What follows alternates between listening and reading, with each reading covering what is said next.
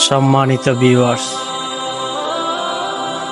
আসসালামু আলাইকুম রহমতুল্লাহ। আজ মা দিবস।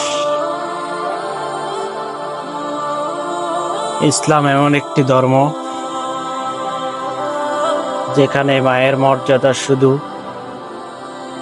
একটি নির্দিষ্ট দিনের মধ্যে সীমাবদ্ধ নয়, বরং প্রতিটি দিন, প্রতিটি মুহূর্তে মাকে সম্মান ও ভালোবাসা প্রদর্শনের শিক্ষা দেয়।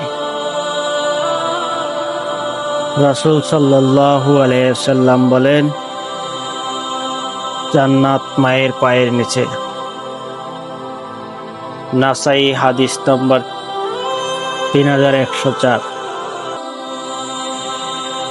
আবার এক সাহাবী যখন জিহাদে যাওয়ার অনুমতি চাইলেন, রাসূল সাল্লাল্লাহু আলাইহি ওয়াসাল্লাম জিজ্ঞাসা করলেন, তোমার মা বেঁচে আছেন? সাহাবী বললেন, জি। তিনি বললেন, তাহলে তার সেবায় থাকো, কারণ জান্নাত তার মায়ের পায়ের নিচে। মুসনাদে আহমদ। আজকের এই বিশেষ দিনে আমরা আমাদের মায়েদের জন্য দোয়া করি, হে আল্লাহ,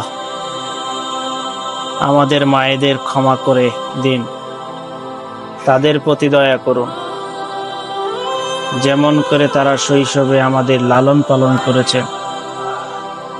আসুন মায়ের প্রতি দয়া, ভালোবাসা ও দায়িত্বশীলতা হোক আমাদের প্রতিদিনের আমল।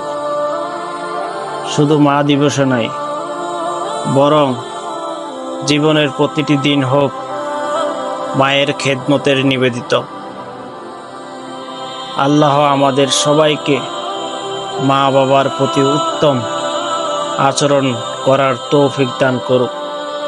আমিন।